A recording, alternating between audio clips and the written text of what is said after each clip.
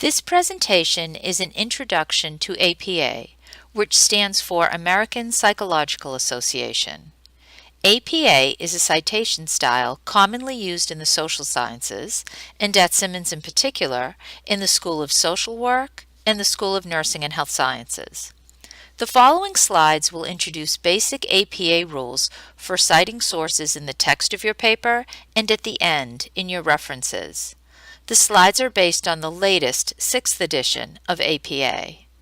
If you want to know more about formatting a paper according to APA, for example, how to do a title page or use headings, please go to the Purdue Online Writing Lab.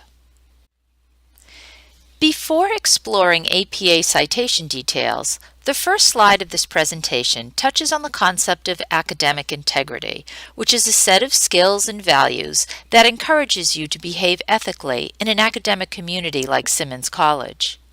Scholars in your discipline value collaborating with their peers and acknowledge other scholars' contributions by citing them.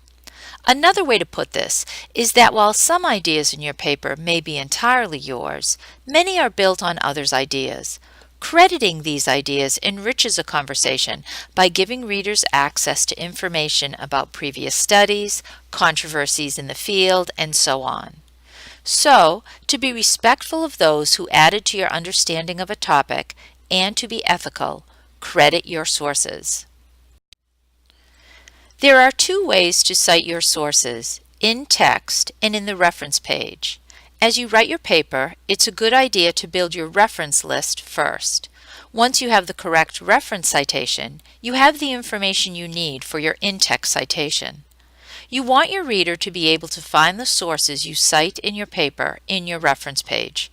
So make sure the author and date are the same in both places.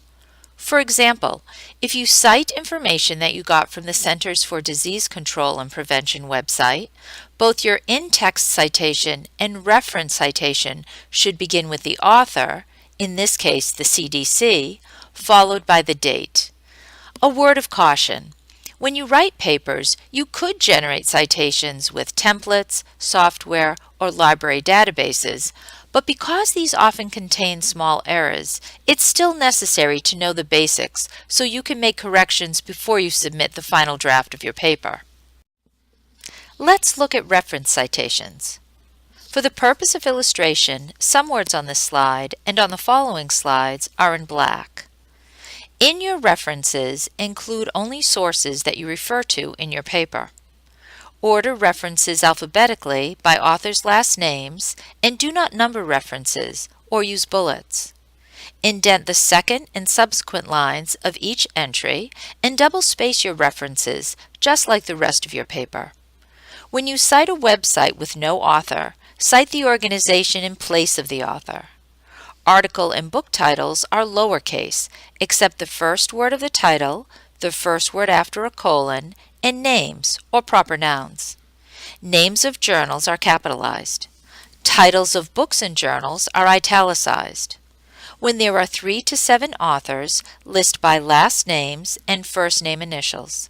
Separate author names with commas and precede the last author name with an "and" symbol, known as an ampersand. When there are more than 7 authors, list the first 6 authors. After the 6th author's name, use an ellipses in place of the author names. Then provide the final author name. There should be no more than 7 names. Here's an example of a journal article. Notice the ampersand between the author names and the period after the year. The title of the article is lowercase except for the first word pain and the first word after the colon, A. The journal name and volume number are in italics. A page range is given. The DOI, which stands for Digital Object Identifier, is lowercase. Sometimes the DOI is hard to find, but articles published in the last 10 years or so usually have a DOI, so try to find it. Here's an example of a website. Notice the organization's name is in place of an author, and the title of the web page is formatted like the title of a journal article. There is no retrieval date. You don't need to give retrieval dates unless you're citing a source that's likely to change or disappear quickly, for example, a blog or wiki. Copy and paste the entire URL after the words retrieved from, and there's no colon after from. Let's look at a book. Notice the title is italicized and is in upper and lower case. Only the first word of the title and the first word after the colon are capitalized. The city is always followed by the two initial state abbreviation or country.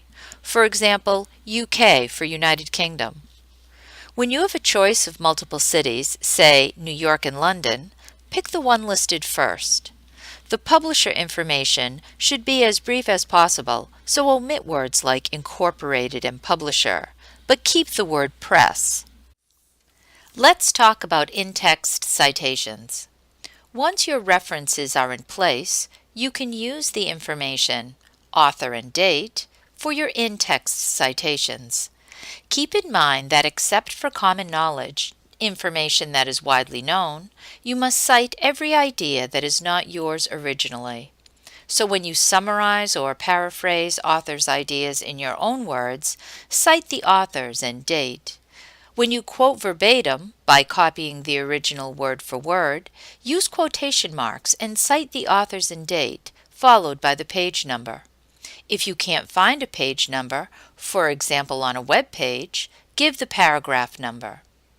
When you cite, one citation at the beginning or end of a paragraph is not sufficient.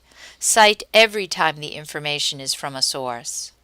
Remember, you must cite when you summarize and when you quote verbatim. And all sources cited in text, except personal communication, must be listed in your references. Whether the authors are people or organizations, always give the author or organization followed by the publication date, or in the case of websites, use the last updated or revised date. If you cannot locate a date on a web page, write N.D. for no date. Notice that when you cite multiple authors in your sentence, write the word "and" before the last author. For example, Edwards and Smith. When you cite multiple authors in parentheses at the end of your sentence, use an ampersand before the last author. For example, Pollitt and Beck. Remember that the date follows the authors. If there are one or two authors, cite every name.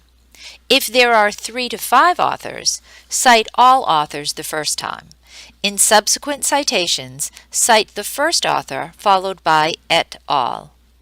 If you have 6 or more authors, use the first author's name followed by et al. From the first time you cite them.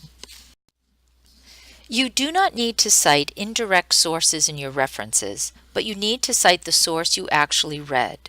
For example, cite Beaver and Nims in your references, but don't cite Smith. Cite personal communications in text, but not in your references. When possible, try to summarize or paraphrase in your own words so that your professor knows you understand the concepts. When you summarize, you show that you understand the ideas, so it's a way to establish your credibility. Too many or overly long direct verbatim quotes are problematic because the quotes may include information that is not directly relevant. Quotes may also hinder the flow of your paper. Finally, overquoting gives the impression that you are unable to summarize ideas in your own words. Verbatim citations must have page numbers. In the case of web pages, give section headings if available and paragraph numbers. The Purdue Online Writing Lab is a good resource for all questions related to writing. The APA pages provide many details and examples. The Simmons Writing Center has many resources on its website and offers writing support for students working on their papers. Feel free to make an appointment with a tutor in the Writing Center. You'll find instructions on our website.